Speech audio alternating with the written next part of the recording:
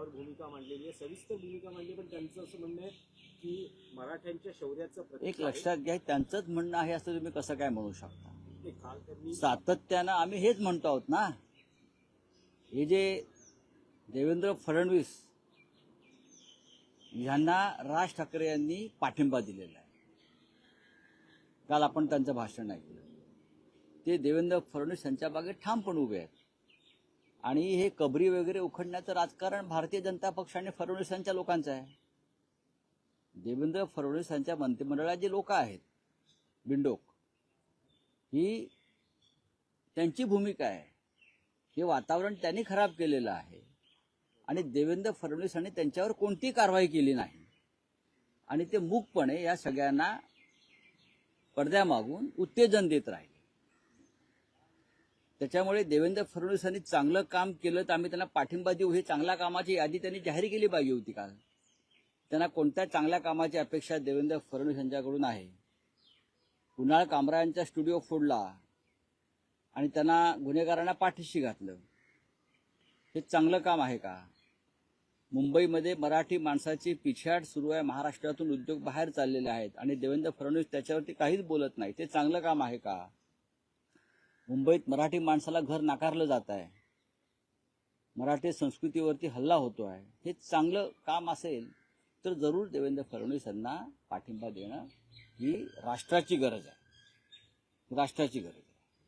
पण ठीक आहे, औरंगजेबासंदर्भात, त्याच्या कबरी संदर्भात आम्ही सातत्यानं हीच भूमिका घेतलेली आहे की ते महाराष्ट्रातल्या मराठा योद्ध्यांच्या, छत्रपती शिवाजी महाराजांसाठी ज्यांनी आपल्या प्राणांची आहुती दिली, त्या सगळ्यांच्या हे शौर्याचं प्रतीक आहे आणि ते राहिलाच पाहिजे.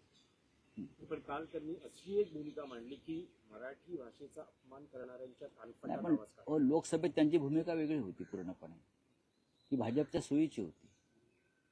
आणि आताही बघा, मराठी माणसासंदर्भात कानफटात आवाज काढायचा असतो त्याने जरूर काढायलाच पाहिजे.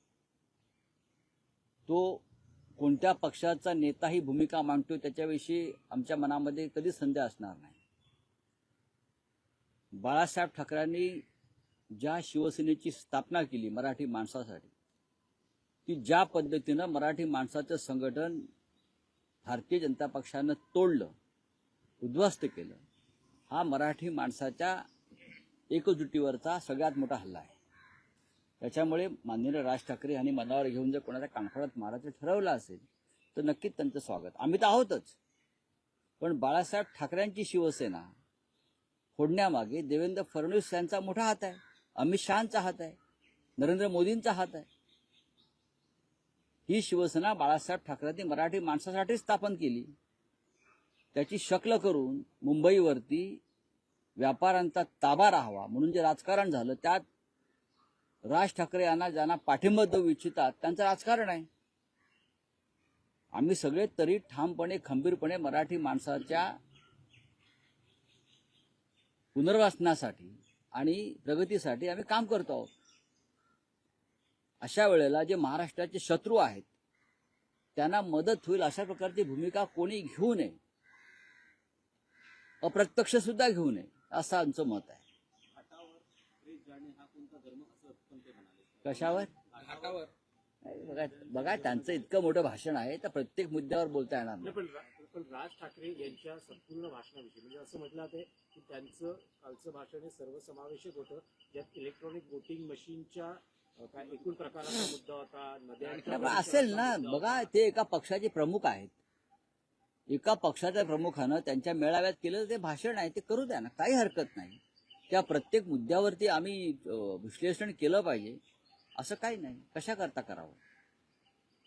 काल नरेंद्र मोदींचं भाषण झालं ना. काय ते म्हणे, संघाने गुलामीच्या बेड्या तोडल्या. हा त्याने शोध कुठून लावला? हा शोध त्याने कुठून लावला?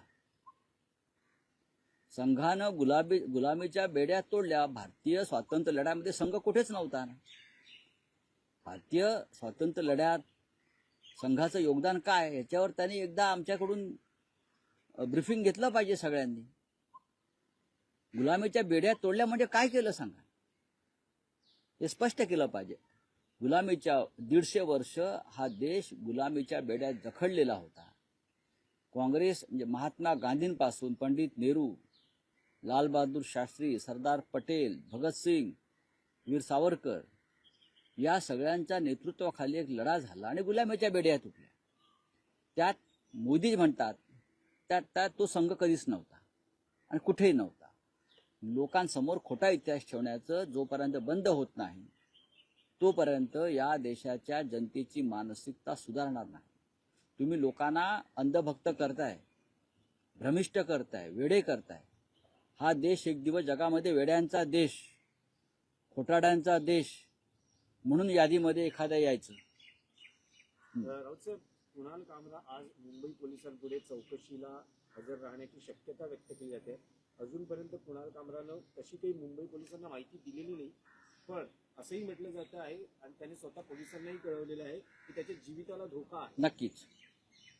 खरं म्हणजे देवेंद्र फडणवीसांना जर चांगलं काम करायचं असेल तर त्यांनी त्यांच्या मंत्रिमंडळाचे सदस्य आहेत त्यांनी कुणाल कामराला ठार मारण्याची धमकी दिली आहे. असा माणूस मंत्रिमंडळात कसा राहू शकतो? दुसरा जर कोणी असता त्याला एवढ्याला पोलीस घेऊन गेले असते आणि जीवे मारण्याच्या धमकीबद्दल त्याला मोका लावला असता. त्यांच्या मंत्रिमंडळात असे काही लोक आहेत ज्याने कुणाल कामराला टायरवरती उलटा टांगून मारणं म्हणजे ठार करणं किंवा जिवंत कसा राहतो ते बघतो अशी भाषा करणं ही तुमच्या मंत्रिमंडळातले सदस्य करतायत आणि गृहमंत्री बधीर आणि मूक अवस्थेमध्ये हे सगळं सहन करतायत. अभिव्यक्ती स्वातंत्र्य जपायलाच हवं असं सर्वोच्च न्यायालय म्हणते प्रतापगडींच्या केसमध्ये. हे जुना झाला विषय, त्याच्यावरती माझं बोलणं झालेलं आहे. हा विषय 3 दिवसापूर्वी आलेला आहे. राऊत साहेब, काल तुम्ही ट्विटरवर तुमचं जे आगामी पुस्तक आहे नरकातला स्वर्ग याचं मुखपृष्ठ लोकांसमोर आणलेलं आहे. लोकांना उत्सुकता आहे. आर्थर रोड मधल्या तुमच्या अनुभवांवर आधारित आर्थर रोड मधले अनुभव तर आहेत, त्यापेक्षा त्या काळामध्ये जे देशातलं वातावरण होतं, नरेंद्र मोदी, अमित शहा आणि महाराष्ट्रातील भाजपचे काही टुकार नेते यांनी ईडी, सीबीआय, पोलीस यांच्या मदतीनं त्यांना हाताशी पकडून त्यांना गुलाम करून ज्या पद्धतीनं आपल्या राजकीय विरोधकांना छळण्याचा प्रयत्न केला, त्यांच्यावरती खोटे गुन्हे दाखल केले, त्याच्या कुटुंबियांना त्रास दिला, पक्षाच्या कार्यकर्त्यांना त्रास दिला. तो प्रकार नक्की काय होता आणि काय आहे आणि या सगळ्याचं आता काय झालं? आमच्या सरकारने तुरुंगात टाकलं, न्यायालयानं आमची सुटका केली. या सगळ्यांवरती अनुभव जे आहेत माझे, त्या संदर्भात मी जी तुरुंगात टिपणं केली, जो विचार केला, त्याचं पुस्तक प्रसिद्ध व्हावं असं माझ्या अनेक सहकाऱ्यांचं म्हणणं होतं. कारण मी सतत लिहित असतो, संपादक म्हणून, लेखक म्हणून. पण या विषयावर स्वतंत्र पुस्तक करावं म्हणून ते पुस्तक तयार झालेलं आहे आणि साधारण पुढल्या 15 दिवसामध्ये नरकातला स्वर्ग या पुस्तकाचं प्रकाशन मुंबईत होईल. मराठी, हिंदी आणि इंग्रजी पुस्तकाचं प्रकाशन हे दिल्लीला होईल असं साधारण आमची योजना आहे. तर पाहू आता त्याचं लोक कसं स्वागत करतात. प्रकाशन करावं चालू आहे त्याच्यावर चर्चा. मुंबई मराठीतलं तर आम्ही करूच इथे. त्याच्यावर आम्ही सगळे आमचे प्रकाशक जे आहेत, शरद तांदळे किंवा इतर काही माझे सहकारी आणि मित्र आहेत, आम्ही सगळे मिळून ठरवतो आहे. कारण हे सगळे अनुभव हे देशाच्या जनतेपर्यंत जावे. माझ्याप्रमाणेच अनेक लोक तुरुंगात गेले. म्हणजे संसदेमध्ये माझ्याबरोबर साकेत गोखले आहेत, ते साबरमती तुरुंगात होते. संजय सिंग तुरुंगात राहिले, अरविंद केजरीवाल तुरुंगात राहिले, हेमंत सोरेन राहिले, अशाने मनीष सिसोदिया राहिले, इथे अनिल देशमुख राहिले, त्यानंतर इथे नवाब मलिक तुरुंगात गेले. आणि या सगळ्यांना तद्दन खोटे गुन्हे निर्माण करून त्याखाली तुरुंगात पाठवण्यात आलं. कारण हे सत्य बोलत होते आणि सरकारच्या किंवा केंद्राच्या दबावाखाली झुकले नाही. पण त्यात या अनुभवांमध्ये अनेक गौप्यस्फोट, खळबळजनक गौप्यस्फोट कशाला पाहिजे? तुम्ही गौप्यस्फोट शब्द का वापरताय? पुस्तकाचा हेतू गौप्यस्फोट करणं नसतो. तुम्ही जेव्हा आपल्या जीवनातले अनुभव आणि कथन करताय त्याला तुम्ही गौप्यस्फोट म्हणू शकत नाही. जे घडलंय, जे अनुभवलंय, जे पाहिलंय, जे ऐकलंय ते तुम्ही उतरवता आणि ते सत्यकथन असतं, ते सत्याचे प्रयोग मनात हारतं. 16 तारखेला शिवसेनेचं नाशिकमध्ये दुसरं एकदिवसीय निर्धार शिबिर होतंय. काय रूपरेषा काय आहे? माननीय उद्धव ठाकरे नेहमीप्रमाणेच त्या अधिवेशनाला उपस्थित राहतील, शिबिराला. संपूर्ण महाराष्ट्रामध्ये अशा प्रकारची शिबिरं घ्यावी ही आमची भूमिका आहे. ईशान्य मुंबईत ते शिबिर झालं, आता नाशिकनंतर आम्ही धुळे जळगाव म्हणजे उत्तर महाराष्ट्राचं एक शिबिर आहे, त्यानंतर आम्ही नगर शिर्डी भागातले शिबिर करू, मग पुण्यामध्ये करू, अशा विदर्भात करू, मराठवाड्यात करू, कोकणात करू, प्रत्येक ठिकाणी शिबिरं आहेत आणि माननीय पक्षप्रमुख उद्धव ठाकरे हे या प्रत्येक शिबिराला उपस्थित राहतील. नवीन वर्षात गुढी उभारा कामाला लागा असं उद्धव ठाकरे देखील म्हणाले. चांगलं आहे ना, मग गुढी उभारा हो, मग उभारू ना, उभारण्याचं काम सुरूच आहे. आमची गुढी ही उभारलेलीच आहे. आमचा गुढीचा दांडा पळवण्याचा प्रयत्न झाला बरं का, चोऱ्या केल्या दांड्याच्या, पण गुढी आमची कायम आहे, ती आमच्या हातातच आहे.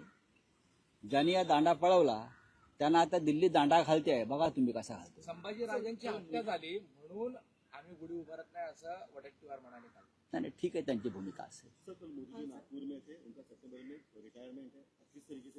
सितंबर में रिटायरमेंट का एप्लीकेशन लिखने के लिए शायद वो आरएसएस मुख्यालय गए. मेरी जो जानकारी है 10-11 साल में कभी मोदी जी गए नहीं. मोदी जी गए हैं, वो बताने के गए हैं मोहनराव भागवत जी से कि टाटा बाय बाय, मैं जा रहा हूं. अब देखिए, 2 बातें हैं आरएसएस की जो मेरे समझ में आई है. एक तो मोहनराव भागवत यानी सरसंघ चालक और पूरा संघ परिवार देश के नेतृत्व में बदलाव चाहता है. अब मोदी जी का समय खत्म हो गया है और देश में बदलाव चाहता है, और बीजेपी का राष्ट्रीय अध्यक्ष भी अपने मर्जी से चुनना चाहता है. तो इसलिए मोदी जी वहां गए थे. मोदी जी जा रहे हैं. राष्ट्रपति का भाषण हुआ था, आप किस तरीके से देखते हैं? ये मराठी मानुस का भाषण था या बीजेपी को सपोर्ट? लोकसभा चुनाव से पहले हिंदुत्व वाली भाषा कर रहे थे, विधानसभा चुनाव में भी हिंदुत्व की भाषा ही की, अब अचानक मराठी मानुस की भाषा की है.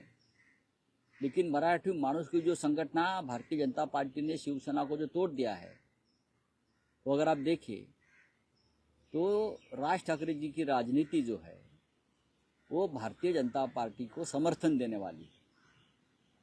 मराठी मानुस हमेशा शिवसेना के साथ रहा, आप उनको ही तोड़ना चाहते हैं और तोड़ने वाले भारतीय जनता पार्टी है. तो जो बीजेपी के साथ रहेगा वो मराठी मानुस का दुश्मन रहेगा. थँक्यू. नरेंद्र मोदी आणि भागवत यांची भेट झाली, काय संकेत आहेत या भेटीतले? संकेत स्पष्ट आहेत आणि जी माहिती बाहेर येते आहे ती स्पष्ट दिसते आहे की सप्टेंबर महिन्यात नरेंद्र मोदी यांनी जाहीर केल्याप्रमाणे जे धोरण आहे की 75 वर्ष झालेल्यांनी सत्तेच्या पदावर राहू नये. कोणत्याही मंत्री, प्रधानमंत्री, राष्ट्रपती. त्याच्यामुळे सरसंघ चालकांनी त्यांना ह्या त्यांच्या भूमिकेची किंवा संघाच्या भूमिकेची आठवण करून देण्यासाठी त्यांच्याशी चर्चा केली की आता आपला वेळ आलेली आहे, सप्टेंबर महिना येतो आहे, तेव्हा देशाचं नेतृत्व बदलावं लागेल. दुसरं म्हणजे भारतीय जनता पक्षाच्या राष्ट्रीय अध्यक्षपदासाठी सुद्धा संघाची एक भूमिका आहे असं समोर आलेलं आहे आणि त्यानुसार संघाला हवी असलेली व्यक्ती भाजपच्या अध्यक्षपदी यावी ही भूमिका संघाची मला स्पष्टपणे दिसते. ज्या अर्थी 10-11 वर्षांनी नरेंद्र मोदींना नागपुरात जाऊन सरसंघ चालकांना भेटावं लागलं, ही काय साधी गोष्ट नाही. इतक्या वर्षात गेले नाहीत. नड्डा यांनी तर आम्हाला संघाची गरजच नाही 400 पार करण्यासाठी अशी भाषा आहे. जेव्हा राष्ट्रीय अध्यक्ष बोलतो भाजपचा तेव्हा ते प्रधानमंत्री मोदींचीच भूमिका असते.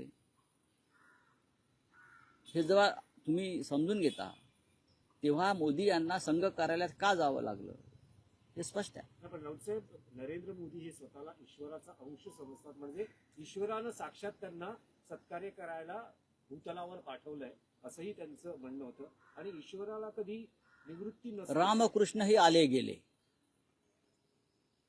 ईश्वर आहेत ना, ईश्वराचाही मृत्यू झाला. राम गेले, कृष्णही एका बाणानं पारध्याच्या हे लोक सोडून गेले. प्रत्येकाला आपली सत्ता सोडावी लागली. देव असो किंवा मनुष्य असो, ते विष्णूचे अवतार आहेत, ते नॉन बायोलॉजिकल आहेत. हे जरी खरं असलं तरी हिंदुस्थान हा देश नॉन बायोलॉजिकल नाही. हिंदुस्थानची 140 कोटी जनता ठरवते. तुम्ही त्यांना किती मूर्ख बनवायचा प्रयत्न केला तरी तुम्ही जे एक धोरण स्वतःसाठी तयार केलेलं आहे, आपल्या सहकाऱ्यांसाठी 75व्या वर्षी निवृत्त व्हावं लागेल आणि तुम्हाला केदारनाथच्या गुफेत जावं लागेल. फकीर आदमी है, झोला लेकर आया था, अब झोला भरकर जाएगा. झोला बहुत भरा है उनका. नाही, पण तुम्हाला काय वाटतं की मोदींचे वारसदार कोण असतील? मोदींचे वारसदार कोण असतील? ते राष्ट्रीय स्वयंसेवक संघ ठरवेल असं दिसतंय या क्षणी. मोठ्या प्रमाणात रस्सीखेच बघायला मिळेल. म्हणूनच मोदींना काल बोलवून त्यांच्याशी चर्चा करण्यात आली. आणि संघाची चर्चा ही बंद दाराआड असते.